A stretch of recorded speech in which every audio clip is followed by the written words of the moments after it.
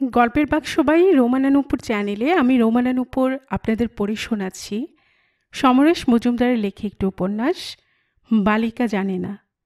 আজ শুনবেন উপন্যাসটির পঞ্চম পর্ব।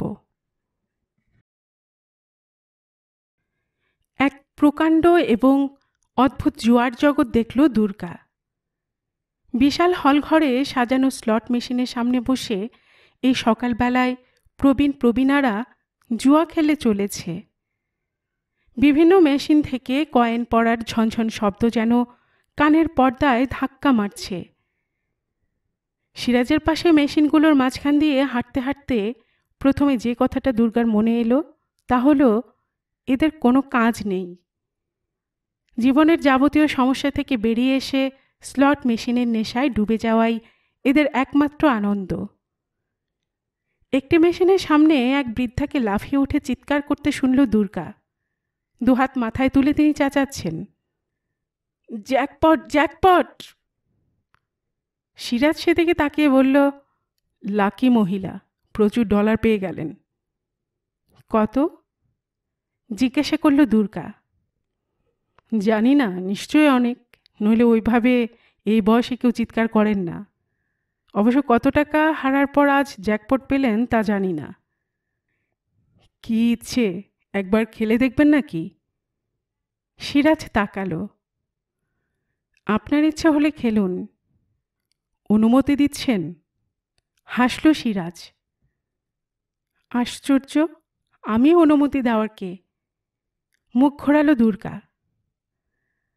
আপনি একটু অপেক্ষা করুন প্লিজ। দ্রুত বাঁদিকে চলে গেল সিরাজ। কয়েক মিনিটের মধ্যে ফিরে এসে একটা খালি মেশিনের সামনের টুলে বসে বলল, আমি ঠিক $5 হারব।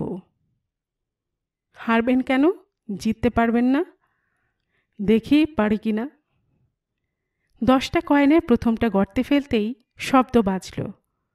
তারপর 4টে কয়েন বের হয়ে এলো। হাসতে হাসতে সিরাজ বলল, আপনি আমার গুড লাক, প্রথমেই $1.5 জিতলাম। দুর্গা অবাক হলো। এত সহজে $1.5 জিতে গেল সিরাজ? ওই $1.5 জন্য কত পরিশ্রম করতে হয় মানুষকে? সিরাজ বলেছিল সে ঠিক $5 হারবে। $5 দিয়ে কিনে আনা কয়েন যন্ত্রের পেটে ঢুকিয়েও কোনো ফল না পাওয়ায় উঠে দাঁড়ালো সিরাজ। যাক, আমার কোটা শেষ, চলুন। মানে? চোখ বড় করল দুর্গা। আপনি $5 হেরে গেলেন? এটাকে হার বলবেন না। রবীন্দ্রনাথের গান আছে, জেনে শুনে বিষ করেছি পান। এটা সেই রকম। চলুন। পা বাড়ালো সিরাজ। দুর্গা দুপাশে তাকালো। এর মধ্যে আরও ভিড় বেড়ে গেছে বিভিন্ন টেবিলে। সে জিজ্ঞাসা করল, এই এখানে এত লোক খেলছে, এদের বেশিরভাগই হারছে? সেটাই তো স্বাভাবিক, নইলে এত বড় ক্যাসিনো চালাবে কি করে? লোক জেনে শুনে এখানে বিষ পান করতে আসে। হাসল সিরাজ। অবাক হয়ে তাকালো দুর্গা। তার মেজ পিসি রবীন্দ্রনাথের গান গেয়ে থাকেন, প্রায় তার অনুষ্ঠান থাকে। তার নিজের গলায় নাকি সুর ঠিকঠাক লাগে না, কিন্তু মেজ পিসির গানের সে খুব ভক্ত। কি হলো? দাঁড়িয়ে পড়া দুর্গার দিকে তাকিয়ে জিজ্ঞাসা করল সিরাজ। আপনি রবীন্দ্রনাথের খুব ভক্ত, তাই না? বাংলাদেশের নাগরিক হয়ে রবীন্দ্রনাথকে এড়িয়ে কি থাকা যায়? চলুন। পা বাড়ালো সিরাজ। এবং এই মানুষটাকে আচমকা খুব পছন্দ হয়ে গেল দুর্গার। সমুদ্রের ধারের বাঁধানো রাস্তায় দাঁড়িয়ে দুর্গা দেখল সার সার অনেক অনেক ক্যাসিনো। সিরাজ বলে যাচ্ছিল, এসব ক্যাসিনো 24 ঘন্টায় খোলা থাকে। মানুষ এখানে আসে উত্তেজনার আগুন পোহাতে। তারপর একটু থেমে বলল, চলুন একটু খাওয়া দাওয়া করা যাক। এক পাশে সমুদ্র, অন্য পাশে ক্যাসিনোর সামনের বাঁধানো রাস্তা। মাঝখানে সুন্দর সাজানো রেস্তোরাঁগুলোতে এই সময়েই খাদ্য রসিকদের ভিড় জমে গেছে। দুর্গার অনুমান, সে চাইলেও সিরাজ তাকে খাবারের দাম দিতে দেবে না। এক্ষেত্রে নিজের পছন্দের খাবার খেতে না চেয়ে সিরাজের পছন্দের উপর নির্ভর করাই ভালো। তাকে একটা চেয়ারে বসিয়ে সিরাজ যখন খাবার আনতে গিয়েছে, তখন আচমকা দুর্গার মনে পড়ল এরকম বড় রেস্তোরাঁয় তাকে নিয়ে স্বামী কখনো খেতে যায়নি। যাওয়ার কথা মনেই আসেনি ওর। অদ্ভুত ওই মানুষটা, সারা জীবন নিজের তৈরি বৃত্তের মধ্যেই মুখ বুজে রইল। এমনকি লোকটাও নিজের মেয়েকে নিয়েও বড় রেস্তোরাঁয় খেতে যাওয়ার কথা ভাবেনি।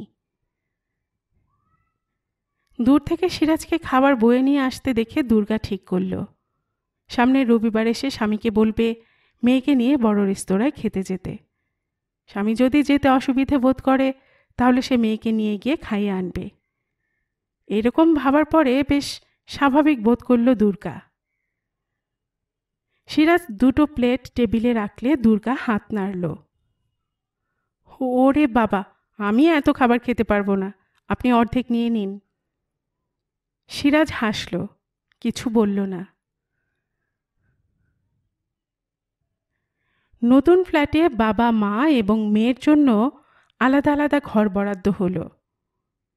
এই ব্যবস্থায় মেয়ে যে খুব খুশি হয়েছে তা তাকে দেখেই বোঝা যাচ্ছিল। ওই ঘরটিকে সে নিজের জগৎ কল্পনা করে নিল।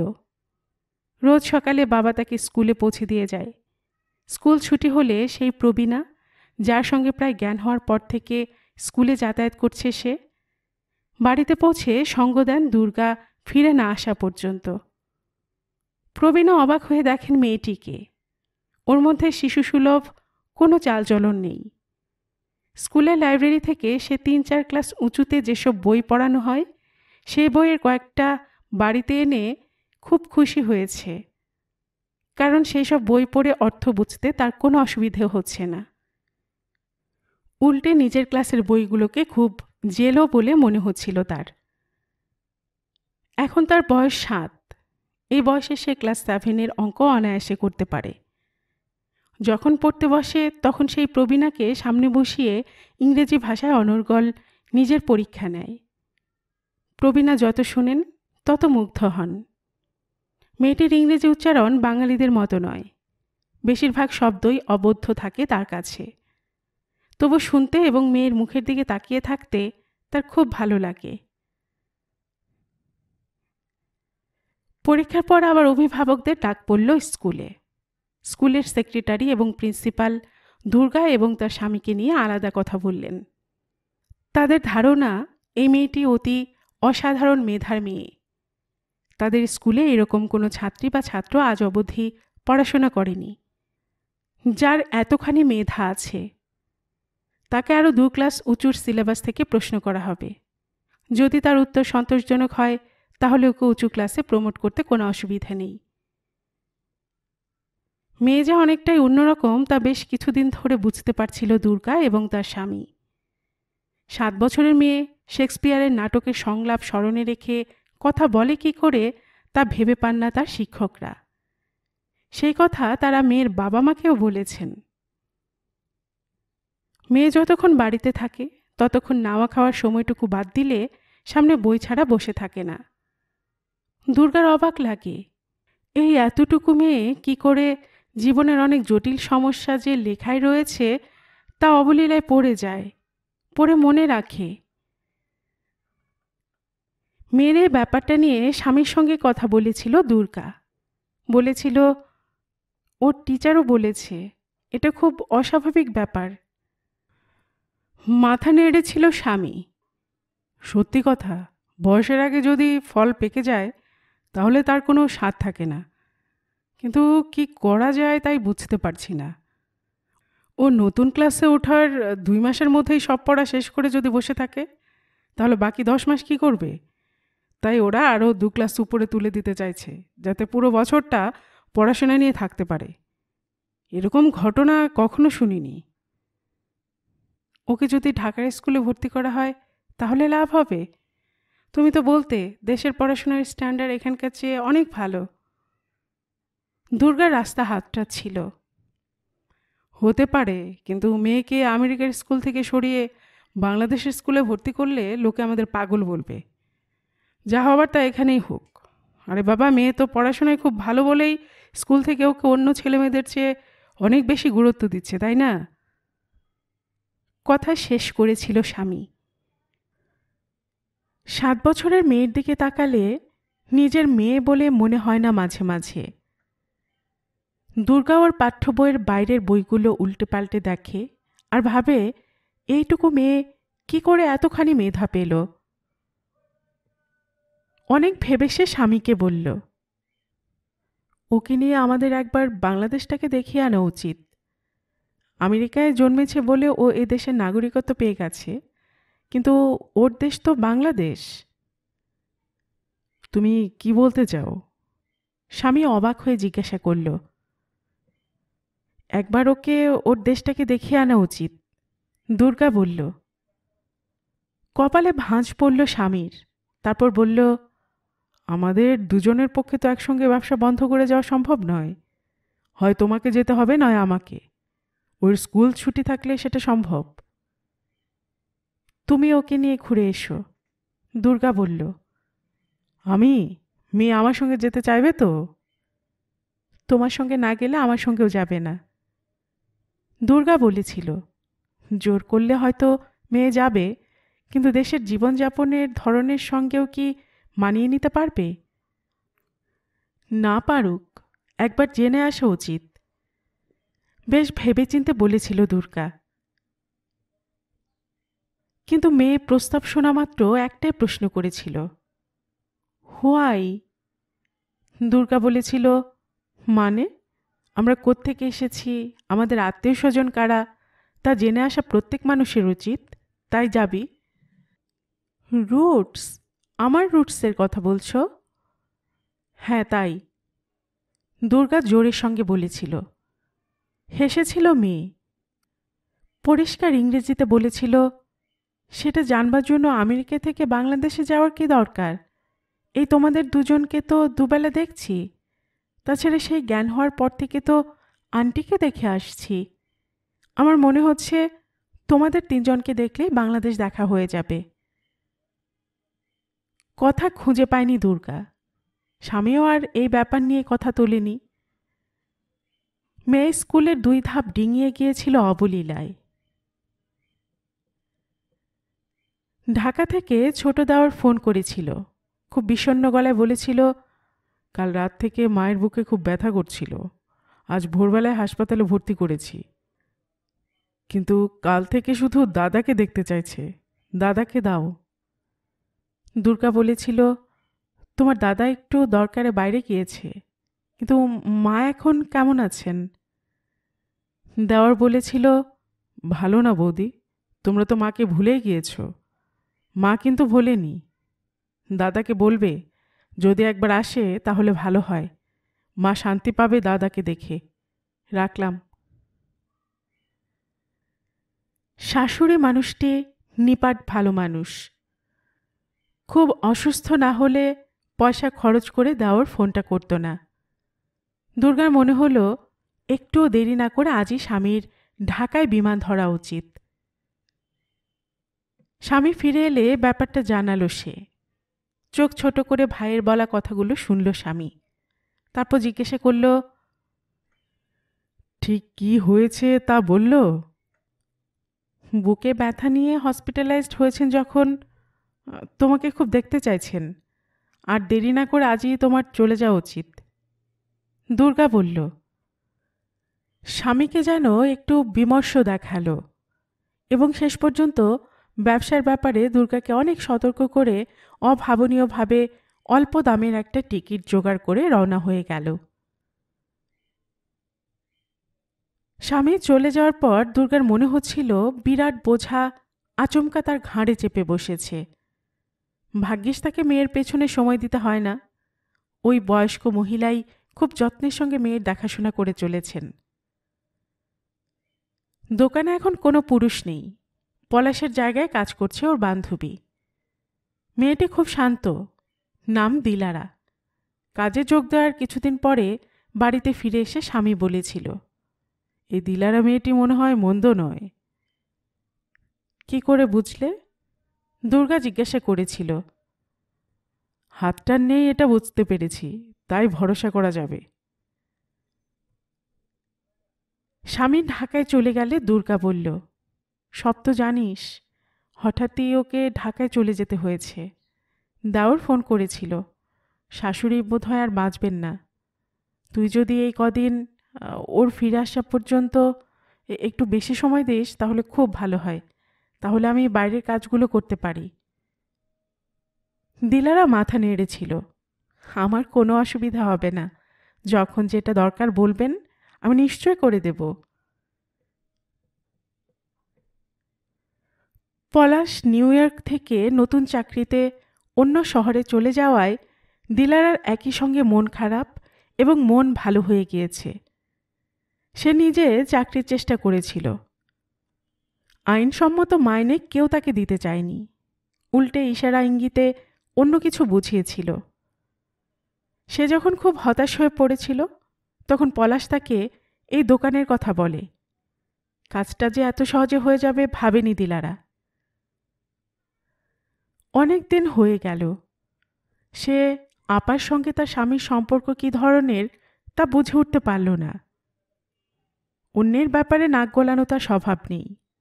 পলাশও তাকে যাওয়ার আগে বলেছিল কাজের বাইরে অন্য কিছু নিয়ে মাথা না ঘামাতে। এই উপদেশটা সে নিষ্ঠার সঙ্গে মেনে চলেছে। নিউ ইয়র্কে এবার সেপ্টেম্বরের শেষে শীত জানান দিচ্ছে। আজ বেশ জোর করে মেয়েকে শীতের পোশাক পরিয়ে স্কুলে পাঠিয়েছে দুর্গা। এখানকার আমেরিকান সাদা মেয়েদের যেমন শীত খুব কম লাগে, মেয়েরও সেই বাতিক হয়েছে। দুপুরে সিরাজকে ফোন করল দুর্গা। কয়েকদিন যোগাযোগ নেই, ফোন বন্ধ। একটু অবাক হয়ে অফিসের নম্বরে ফোন করে জানতে পারল সিরাজ অসুস্থ, তাই অফিসে আসছে না। অসুখটা কি তা জানাতে পারল না লোকটি। দুর্গার মনে অস্বস্তি তৈরি হলো। সিরাজ কবে থেকে অসুস্থ হলো? নিশ্চয় খুব সাধারণ অসুস্থতা নয়। শেষ পর্যন্ত আবার ফোন করে অফিসের লোকটির কাছ থেকে সিরাজের ঠিকানা চেয়ে নিল দুর্গা। বিকেল 3টে নাগাদ দিলারাকে দোকান সামলাতে বলে সে সামনের স্টেশন থেকে মেট্রোতে উঠল। খুব বেশি দূরে নয়, 20 মিনিটে যে স্টেশনে এসে নামল সেখান থেকে সিরাজের বাসা বেশি দূরে নয়। লিফটে 3 তলায় উঠে দরজার গায়ের বেল বাজালো সে, কিন্তু কোনো সাড়া পেল না। দ্বিতীয়বার বাজিয়ে সাড়া না পেয়ে যখন ফিরে আসবে বলে দুর্গা ভাবছিল, ঠিক তখনই ভেতরে শব্দ হলো। ধীরে ধীরে দরজা খুলল সিরাজ। তাকে দেখে বোঝা যাচ্ছিল সে খুবই অসুস্থ, তবু বিস্ময় ফুটে উঠল মুখে। আরে কি সৌভাগ্য! আসুন আসুন। একপাশে সরে দাঁড়ালো সিরাজ। দরজায় দাঁড়িয়ে দুর্গা সরাসরি জিজ্ঞাসা করল, আপনি ডাক্তার দেখিয়েছেন? আরে তেমন কিছু নয়, অল্প স্বল্প জড়াজড়ি তো হয়ে থাকে। আপনি ভেতরে আসুন প্লিজ। দুর্গা ভেতরে ঢুকে একটি ছিমছাম বসার ঘর দেখতে পেল। সিরাজের দেখানো চেয়ারে বসে সে বলল, আপনাকে দেখে বোঝা যাচ্ছে আপনি বেশ অসুস্থ। ওষুধ খেয়েছেন? খেয়েছি, কিন্তু এ কথা আপনি জানলেন কি করে?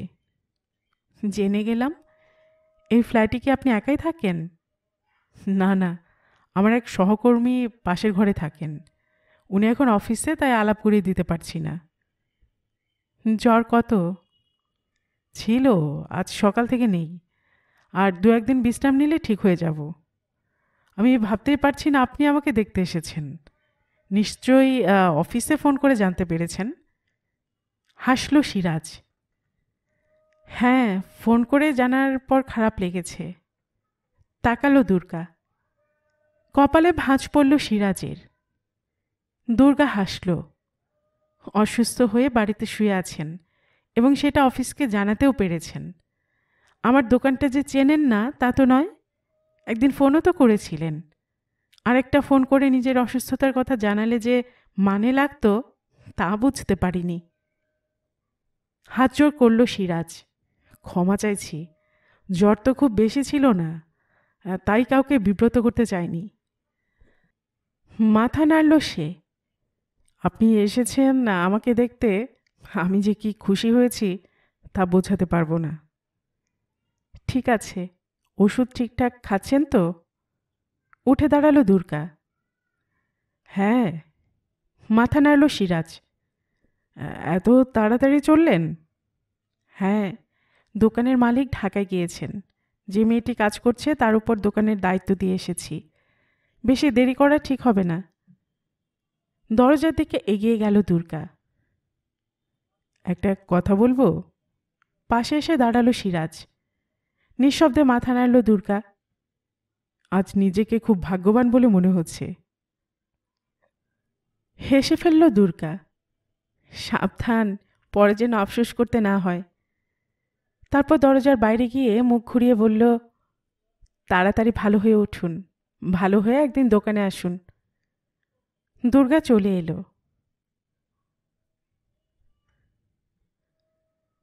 স্বামী কিছুদিন আটকে গেল।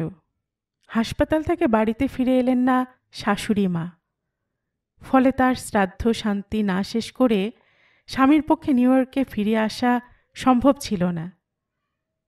কিন্তু মায়ের মৃত্যুর খবরটা স্বামী সঙ্গে সঙ্গে জানায়নি। যখন জানিয়েছিল তখন 3 দিন চলে গিয়েছে।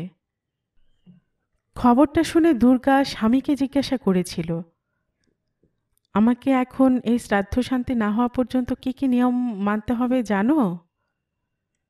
মাছ মাংস ডিম খেও না, তাহলেই চলবে। স্বামী ফোনে বলেছিল। তোমার মেয়ে 1 সপ্তাহ নিরামিষ খেয়ে যদি না থাকতে চায়? থাকবে না, জোর করে কি লাভ? স্বামী বলেছিল, তবে ওকে বলো নিরামিষ খেলে আমি খুশি হব। কথাটা রাত্রে বাড়ি ফিরে মেয়েকে বলেছিল। বাড়িতে এটাই এখন চলবে। বাবা মা বাংলায় কথা বলে, কিন্তু মেয়ে নিজের কথা ইংরেজি ছাড়া বলতে অভ্যস্ত নয়। এই কথ্য ইংরেজি শুনে শুনে অভ্যস্ত হয়ে গিয়েছে বাবা মা, কিন্তু বলতে তাগিদ অনুভব করে না। বাবা ফোনে যে প্রস্তাব দিয়েছে তা শুনে মেয়ে মাথা নেড়ে বলেছিল, আমি মাছ মাংস ডিম কেন খাবো না? তা যদি বুঝিয়ে বলো তাহলে ভেবে দেখব। আমি মাছ মাংস ডিম কেন খাবো না? তা যদি বুঝিয়ে বলো তাহলে ভেবে দেখব। শোনার পর দুর্গা আর কথা বাড়ায়নি। স্কুলে যাওয়ার জন্য তৈরি হচ্ছিল মেয়ে। বাবা ফিরে এলো ঢাকা থেকে। নিজের ঘরে বই গোছাতে গোছাতে গলা শুনতে পেয়েছিল সে। হঠাৎ দরজার দিকে চোখ পড়তেই আঁতকে উঠল। মুখ থেকে শব্দ ছিটকে বেরোলো। সেই শব্দের সঠিক কোনো অর্থ ছিল না। ভয়ার তরাই ওইরকম শব্দ গলা থেকে বের করে। কি হলো, চিনতে পারছিস না নাকি? বাবা হাসল। ও মাই গড! গালে আঙুল চলে এলো মেয়ের। কি হয়েছে তোমার? মাথার সব চুল ফেলে দিয়েছ কেন?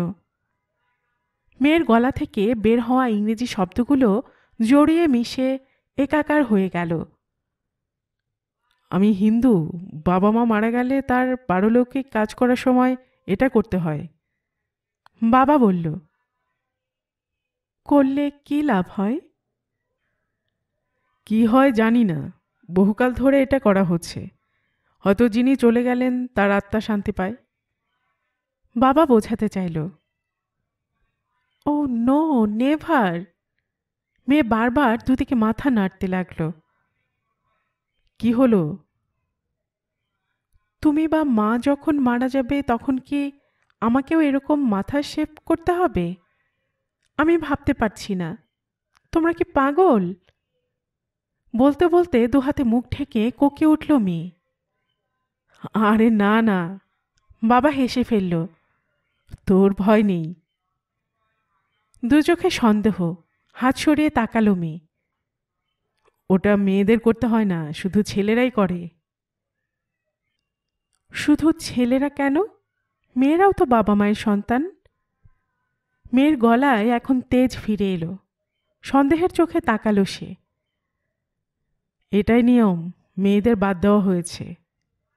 ও মাই গড! আমাদের টিচার তাহলে ঠিক কথা বলেছিলেন। কি বলেছিলেন? এশিয়ান কান্ট্রিতে মেয়েদের সম্মান দেখানো হয় না। তারা বাড়ির লোকের কাছে মেড সার্ভেন্টের কাছাকাছি। তাদেরই সংসারের সব কাজ করতে হয়, আর সেই কাজগুলো উপভোগ করে ছেলেরা। তুমি আমার সামনে থেকে সরে যাও, আমি সহ্য করতে পারছি না। মেয়ে বলেছিল। সেদিন খুব রেগে গিয়েছিল বাবা। তার মনে হচ্ছিল মেয়েকে যদি নিউ ইয়র্কে না পড়িয়ে ঢাকার কোনো স্কুলে পড়াতো তাহলেও ভদ্র মানুষের মতো ব্যবহার করতে শিখত। দোকানে গিয়ে স্ত্রীকে ব্যাপারটা বলেছিল স্বামী। সব শোনার পর মাথা নেড়েছিল দুর্গা। বলেছিল, অদ্ভুত তো। কি অদ্ভুত? কি বলতে চাইছো? এই কথাটা কখনোই আমার মনে আসেনি তো। বাবা মা তো ছেলে মেয়ে দুজনেরই, তাহলে একজনকে গুরুত্ব দিয়ে আরেকজনকে উপেক্ষা করা হয় কেন? ও, স্বামী বলেছিল, তাহলে ছেলেদের সঙ্গে মেয়েরাও মাথা নাড়া করলে যদি অধিকার দেওয়া হতো তাহলে তাদের কেমন দেখাতো তা একবার কল্পনা করে দেখো। অনেক কথা বলতে পারত দুর্গা। স্বামী কিছুক্ষণ পরে সামনে থেকে সরে গেল ওর স্বভাব মতো। কিন্তু একা বসে বসে একসময় দোকানের আয়নার দিকে তাকিয়ে হেসে ফেলল দুর্গা। এই যে আয়নায় তার যে চেহারা দেখতে পাচ্ছে, সেই চেহারাটা চুলবিহীন হলে কিরকম দেখাতো। কল্পনা করতেই হাসিটা যে জোরালো হয়েছে তা বোঝার আগে দিলারা কাছে চলে এলো। কি হলো আপা? মেয়েটা দিকে তাকিয়ে দুর্গা জিজ্ঞাসা করল। আচ্ছা দিলারা, আমি যদি ন্যাড়া হই তাহলে আমাকে কেমন দেখাবে রে? ধ্যাত, শব্দটা বোধ হয় অসাড়েই বেরিয়ে এলো দিলারার গলা থেকে। ধেত কেন? মজা পেল দুর্গা। মেয়েরা পাগল হলে নাড়া করে দেওয়া হয়। সরে গেল দিলারা। 7.5 বছর বয়সে ইন্টার স্কুল ট্যালেন্ট কন্টেস্টে নাম দিয়েছিল মেয়ে। ওদের স্কুল থেকে বাকি যে 3টি ছেলে মেয়ে সঙ্গে ছিল তারা ওর চেয়ে 3 ক্লাস উঁচুতে পড়ে। কন্টেস্টের ফল প্রকাশিত হলে শিক্ষক শিক্ষিকারা তো হতভম্ব। স্কুল বোর্ড থেকে মেয়ের সম্পর্কে যাবতীয় তথ্য চেয়ে পাঠানো হলো। আবার ডাক পড়ল স্কুলে। স্বামীর সঙ্গে দুর্গা স্কুলে পৌঁছে ব্যাপারটা জানতে পেরে অবাক হলো। 2 দিন আগে জানা সত্ত্বেও মেয়ে বাড়িতে এই ব্যাপারটা জানায়নি। স্কুল কর্তৃপক্ষ সিদ্ধান্ত নিয়েছে মেয়ের প্রতিভাকে আরও উৎসাহ দেওয়ার জন্য ওকে 9 বছর বয়সেই ক্লাস 9-এ তুলে দেওয়া হবে। ওর সঙ্গে যারা টেস্টে নাম দিয়েছিল তারা অনেক উপরের স্ট্যান্ডার্ডের ছাত্রছাত্রী হওয়া সত্ত্বেও কাছাকাছি যেতে পারেনি। স্কুল এরকম ছাত্রীর জন্য গর্বিত। তাই সিদ্ধান্ত নেওয়া হয়েছে এই মেয়েটিকে পড়াশোনার জন্য স্কুলকে কোনো অর্থ দিতে হবে না। তাকে পড়াশোনার ব্যাপারে 2 জন শিক্ষিকা সবসময় সাহায্য করবেন। দোকানে যাওয়ার সময় স্বামীকে গম্ভীর হয়ে হাঁটতে দেখে দুর্গা জিজ্ঞাসা করল, মনে হচ্ছে তুমি খুব চিন্তায় পড়েছ? চিন্তা তো বটেই। 2 ফুট লম্বা গাছে যদি কাঁঠাল ফলে তাহলে তার ভেতরটা দরকচা হতে বাধ্য। মেয়ের অবস্থা তাই হবে বলে মনে হচ্ছে। স্বামী বলল, এই কথা স্কুলে বললে না কেন? বলে কোনো লাভ হতো না। নিউ ইয়র্কের স্কুলগুলোর মধ্যে এই স্কুলের যে নাম হয়েছে তা মেয়ের জন্য। এখন হাজার বোঝালেও ওরা বুঝবে না। এমন কেন ভাবছ? আমরা যা স্বপ্নেও করতে পারিনি ও ওইটুকু বয়সে তা করে দেখাচ্ছে। ওকে তাই বাধা দেওয়া উচিত নয়। দুর্গা বলল। সিরাজ ফোন করেছিল। খুব জরুরি প্রয়োজনে আজই দেখা করা দরকার। 2টো স্টেশন এগিয়ে সিরাজের সঙ্গে দেখা করল দুর্গা। হেসে জিজ্ঞাসা করল, কি ব্যাপার? চলুন কোথাও গিয়ে বসি। সিরাজ এগিয়ে একটা কফি শপে ঢুকে 2টো কফি নিয়ে মুখোমুখি বসে বলল, খুব সমস্যায় পড়েছি। দুর্গার কপালে ভাঁজ পড়ল। সেটা লক্ষ্য না করে রাস্তার দিকে তাকালো সিরাজ। মনে হলো আপনার সঙ্গে আলোচনা না করলে স্বস্তি পাব না। দুর্গা চোখ সরালো না। মুখ ফিরিয়েই সেই চোখের দিকে তাকিয়ে সিরাজ বলল, অফিস আমাকে ঢাকায় ফেরত নিয়ে যেতে চাইছে। হঠাৎ? মুখ থেকে শব্দটা সশব্দে বেরিয়ে এলো দুর্গার। মাথা নাড়ল সিরাজ। আমি জানি না। আমাকে যে সময়ের জন্য পাঠানো হয়েছিল তা শেষ হওয়ার অনেক আগেই কেন আমাকে ফিরে নেওয়া হচ্ছে তা আমার জানা নেই। আমাকে সিদ্ধান্ত নিতে হবে আমি ফিরে যাব কি না। শ্বাস ফেলল দুর্গা। ফিরে না গেলে কি চাকরি থাকবে? সম্ভবত না। আদেশ অমান্য করার জন্য আমার বিরুদ্ধে শৃঙ্খলা ভঙ্গের অভিযোগ আনা হবে এবং আমার চাকরিটা যাবে। সিরাজের ঠোঁটে ম্লান হাসি ফুটে উঠল। সে দুর্গার দিকে কফির কাপ এগিয়ে দিল। তাহলে? বাক্যটা সম্পূর্ণ করতে পারল না দুর্গা। হয় আমাকে বাংলাদেশে চলে যেতে হবে, নয় চাকরিটা ছাড়তে হবে। চাকরি ছেড়ে দিলে আমেরিকায় থাকবে কি করে? উপায় আছে। অন্য কোনো কোম্পানিতে চাকরি পেলে নতুন চুক্তি অনুযায়ী এদেশে থাকার অনুমতি পাওয়া সম্ভব। আমার কাছে এখানকার দুটো কোম্পানির ওইরকম প্রস্তাব আছে। সিরাজ কাপ তুলে চুমুক দিল। চুপচাপ কফিতে চুমুক দিয়ে রাস্তার দিকে কিছুক্ষণ তাকিয়ে থেকে দুর্গা বলল, আমি বুঝতে পারছি না আমার কি বলা উচিত। আমি তো চাকরির জগৎটা একেবারে জানি না। সহকর্মীদের সঙ্গে কথা বললে হয় না? আমি যে কোম্পানিতে চাকরি করি সেটা বাংলাদেশের প্রথম 5টা কোম্পানির একটা। এরকম কোম্পানির চাকরি স্বেচ্ছায় ছেড়ে দেওয়ার কথা ওরা কেউ ভাবতেই পারে না। একটু থেমে সিরাজ বলল, আমি যে কেন আমেরিকা ছেড়ে যেতে চাইছি না তা ওদের বোঝাতে পারবো না। কেন? স্বাভাবিক চোখে তাকাতে চাইল দুর্গা। কয়েক সেকেন্ড দুর্গার মুখের দিকে তাকিয়ে চোখ সরিয়ে নিল সিরাজ। তারপর বলল, কফি ঠান্ডা হয়ে যাচ্ছে। মিনিট কয়েক চুপচাপ কেটে যাওয়ার পর দুর্গা বলল, হুট করে কোনো সিদ্ধান্ত নেওয়া ঠিক হবে না। বরং অফিসের নির্দেশ মতো ঢাকায় ফিরে গিয়ে ভেবেচিন্তে সিদ্ধান্ত নিলে পরে আফসোস করতে হবে না। আফসোস? কপালে ভাঁজ পড়ল সিরাজের। হতে তো পারে নিউ ইয়র্ক থেকে দেশে ফিরে যাওয়ার পর ঠান্ডা মাথায় সবকিছু ভেবে সিদ্ধান্ত নেওয়া উচিত হবে বলে মনে হচ্ছে। আমি চলে গেলে খারাপ লাগবে না? এখন যেরকম আছি সেই রকমই তো থাকবো। এখন হয়তো 4 কিলোমিটার দূরে আছি, দেশে গেলে সেটা হয়তো 4000 কিলোমিটার হবে। সেটাকে 4 ভেবে নেওয়া যাবে সিদ্ধান্তে না পৌঁছানো পর্যন্ত।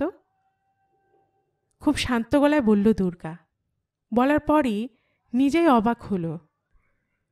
কফি শেষ হয়ে গেলে দুর্গা বলল, মন যা চাইছে তা সবসময় ঠিকঠাক নাও হতে পারে। মনকে যাচাই করা দরকার, তাই না? মাথা নেড়েছিল সিরাজ। 4 দিন পরে ফোন এলো। দোকানের স্টক মেলাচ্ছিল দুর্গা। রিসিভার তুলে হ্যালো বলতে সিরাজের গলা শুনতে পেল। নিউ ইয়র্ক অফিস আজ আমাকে রিলিজ করে দিল। ও, কি বলবে ভেবে পাচ্ছিল না দুর্গা। খুব ইচ্ছে হচ্ছিল যাওয়ার আগে তোমার সঙ্গে দেখা করে যাই। তোমার শব্দটি শুনে চোখ বন্ধ করল দুর্গা। তারপর বলল, আমি তো দোকানেই আছি। না, যাওয়ার আগে দেখা হলে একটুও ভালো লাগবে না। তবে যেদিন ফিরে আসবো সেদিন এয়ারপোর্টের বাইরে এলেই যেন তোমায় দেখতে পাই। বলেই লাইনটা কেটে দিল সিরাজ। ঠিক একদিন পরে কথাটা মনে এলো দুর্গার। সিরাজের দেশের ফোন নম্বর ওর কাছ থেকে নেওয়া হয়নি, ঠিকানাটাও নয়। সে সিরাজের অফিসে ফোন করল। রিসেপশনের পরিচিত গলা জানালো উনি তো গতকাল ঢাকায় ফিরে গিয়েছেন। তারপর হেসে বলল, উনি বোধহয় কাউকেই ঢাকার নম্বর দিয়ে যাননি। কি করে জানলেন? আরও দুজন আজকে ফোনে ওর নম্বর চেয়েছিল। ও, ফোন রেখে দিয়েছিল দুর্গা। নিজের অজান্তেই তার দু চোখের পাতা ভিজে উঠেছিল। বেশ চেষ্টা করে নিজেকে সামলে নিল দুর্গা।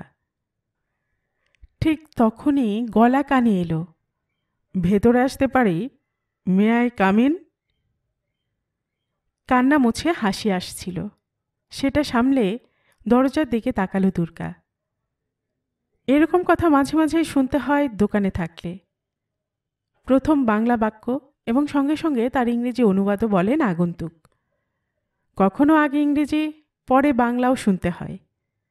দুর্গা বলল, আসুন। ভদ্রলোক দোকানের ভেতরে ঢুকে চারিদিকে তাকিয়ে জিজ্ঞাসা করলেন, তিনি কোথায়? Where is he? আপনি ঠিক কাকে খুঁজছেন? উনার, এই দোকানের মালিক। আপনি ওখানে বসুন। বলে দুর্গা দিলারাকে ইশারা করল স্বামীকে ডেকে দিতে। দিলারা পর্দা ঘেরা ঘরে গিয়ে খবরটা দিয়ে এলে স্বামীকে বেরিয়ে আসতে দেখা গেল। ভদ্রলোক বসেছিলেন। তিনি উঠে দাঁড়িয়ে বললেন, নমস্কার নমস্কার, আমাকে চিনতে পারছেন? লাস্ট বঙ্গ সম্মেলনে আপনার স্টলে গিয়ে আলাপ করেছিলাম। স্বামীকে মাথা নাড়তে দেখল দুর্গা। চিনতে পেরেছে। দুটো হাত এক করে ভদ্রলোক বললেন, আমি হরেন্দ্রনাথ দত্ত, লাস ভেগাসে থাকি। আপনার সঙ্গে লস অ্যাঞ্জেলিসে পরিচয় হয়েছিল। I am H and dot. স্বামী মাথা নাড়ল। নিশ্চয় মনে আছে, বসুন বসুন। হ্যাঁ বলুন, আমি কি করতে পারি? আমাকে আপনার মনে আছে, খুব খুশি হলাম। I can't forget. কোনো কারণে কেউ মনে গেঁথে গেলে তাকে সহজে উপড়ে ফেলতে পারি না। নো। মাথা নাড়লেন হরেন্দ্রনাথ। তারপর দোকানটাকে ভালো করে মুখ ঘুরিয়ে দেখে বললেন, গুড শপ। আপনি নিউ ইয়র্কে কবে এসেছেন? স্বামী জিজ্ঞাসা করল। ইয়েস্টারডে, গতকাল। আজ আপনার দেওয়া ঠিকানা দেখে চলে এলাম এখানে। Why are you standing? বসুন, সিট ডাউন প্লিজ। হরেন্দ্রনাথ বসতে ইশারা করে গলা নামালেন। আপনাকে আমার পছন্দ হয়েছে। কোনো কোনো মানুষকে দেখে মনে হয় লোকটা ভালো। আপনাকে দেখে আমার তাই মনে হয়েছে।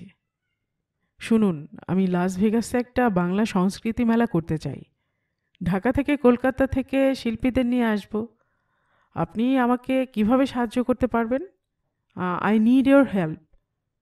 হরেন্দ্রনাথ বললেন,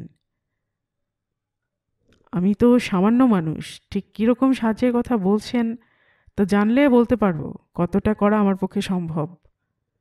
স্বামী বলল, আরে মশাই, আপনি তো বলেছিলেন 10-12 বছর ধরে আমেরিকার নানা শহরের সম্মেলনে স্টল নিয়ে যাচ্ছেন। প্রচুর মানুষের সঙ্গে আলাপ পরিচয় হয়েছে।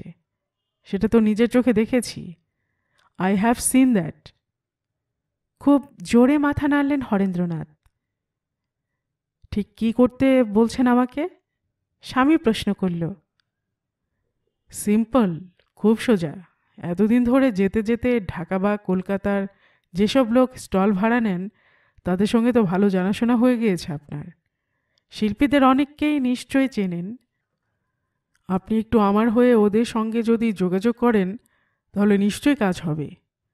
আমি চাই দুই দেশের নামী শিল্পী স্টলের মালিকদের নিয়ে এসে আমি দেখিয়ে দিতে চাই যে আমি কারো থেকে কম নই। সোজা হয়ে বসলেন হরেন্দ্রনাথ। আপনি বলছেন যখন, তখন আমি চেষ্টা করতে পারি। ব্যাস, তাহলেই হবে। হাসলেন হরেন্দ্রনাথ। আপনি কোন সময়ে অনুষ্ঠান করতে চাইছেন? নভেম্বরে। আপনি নিশ্চয়ই জানেন লাস ভেগাসে কখনোই বেশি শীত পড়ে না। ওই সময়টা একদম ঠিক হবে। প্রচুর লোক তখন জুয়া খেলতে ওখানে যায়। আরে লাস ভেগাসের ক্যাসিনো রেস্তোরাঁতে তো 2-2.5 হাজার বাংলাদেশি চাকরি করে। বেড়াতে যায় প্রচুর বাঙালি। দর্শকের অভাব হবে না। খুব গম্ভীর হয়ে কথাগুলো বললেন হরেন্দ্রনাথ। তাহলে তো সময় আছে। স্বামী বলল, হোয়াট? একই কথা বললেন? সময় তো নদীর স্রোতের মতো বয়ে যাবে। এটা এপ্রিল। Another 7 month. মাঝখানে বঙ্গ সম্মেলন আরও কত কি হবে। তাই আমাদের এখান থেকে প্রিপারেশন শুরু করা দরকার। আপনি তৈরি থাকুন। নেক্সট মান্থেই আমি আর আপনি ঢাকার কলকাতায় গিয়ে সব ঠিকঠাক করে আসব। ওকে? আমাকে যেতে হবে? হকচকিয়ে গেল স্বামী। কি আশ্চর্য! Why this question? যেসব শিল্পী স্টলের মালিক রেগুলার আসে তারা তো আপনাকে চেনে। আপনি গেলে কাজ হবে। তাছাড়া হবে লাস ভেগাসে, পৃথিবীর সবচেয়ে বিখ্যাত জুয়ার শহরে। নীরস শহর নয়। সেই লোভেই অনেক আসতে চাইবে। আবার দুপাশে তাকালেন হরেন্দ্রনাথ। তাহলে কথা হয়ে গেল। আপনাকে আমি ডেটটা জানিয়ে দেব। বাই দা বাই, আপনার দোকানে টি বা কফির অ্যারেঞ্জমেন্ট নেই বুঝি? না, তবে আনিয়ে দিচ্ছি। আপনার দেখছি কোনো পুরুষ স্টাফ নেই। ভাগ্যবান মানুষ। মানে? সিনিয়র যিনি তিনি তো বেশ সুন্দরী। তা এদের ওপর দোকানের ভার দিয়ে গেলে সব ঠিক থাকবে তো? এরা কেমন, চুরি করে না তো? না না, মাথা নাড়ল স্বামী। গুড, তবে বেশি বিশ্বাস না করাই ভালো, বিশেষ করে সুন্দরী হলে তো নয়ই। চোখ বন্ধ করে হাসলেন হরেন্দ্রনাথ। কথাগুলো খুব স্পষ্ট না হলেও দুর্গার কানে যাচ্ছিল। সে দিলারাকে নিচু গলায় বলল, যে দোকানে অর্ডার দিলে চা দিয়ে যায় সেখানে অর্ডার দিত। দিলারা ফোন নিয়ে দোকানের বাইরে উঠে যেতেই স্বামী তার কাছে এসে বলল, একটু এসো, আলাপ করিয়ে দিই। শোনামাত্র কাউন্টার থেকে বেরিয়ে হরেন্দ্রনাথের সামনে পৌঁছে হাত জোড় করল দুর্গা। নমস্কার, আমার নাম দুর্গা, ওর মিসেস। মিসেস? খুব অবাক হয়ে উঠে দাঁড়ালেন হরেন্দ্রনাথ। হ্যাঁ, কেন বিশ্বাস হচ্ছে না? দুর্গা জিজ্ঞাসা করল। না না, এ কি, আমি কি তাই বলেছি? বলেননি, ভেবেছিলেন। আমি যখন ওর স্ত্রী তখন কি আমাকে একটু আধটু বিশ্বাস করা যায়? দুর্গা হাসল। স্বামী বলল, আহ, কি হচ্ছে এসব? উনি একটা প্রজেক্ট নিয়ে এসেছেন, ওর সঙ্গে সম্মেলনে পরিচয় হয়েছিল। শুনেছি। আশা করি আপনারা সফল হবেন। প্লিজ বসুন, আপনার জন্য কফি বলা হয়েছে, এখনই এসে যাবে। দুর্গা ফিরে গেল তার জায়গায়।